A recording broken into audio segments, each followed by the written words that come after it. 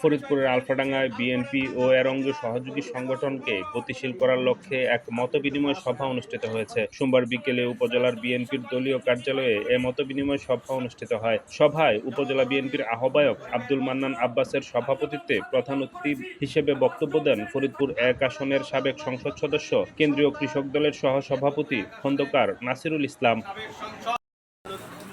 এ সময় পৌর বিএনপির আহ্বায়ক রবিউল হক রিপন, উপজেলা বিএনপির সদস্য সচিব নুরুজ্জামান খসরু, উপজেলা বিএনপির যুগ্ম আহ্বায়ক মনিরুজ্জামান মনির সহ বিএনপি ও এর অঙ্গ সহযোগী সংগঠনের নেতৃবৃন্দ বক্তব্য দেন।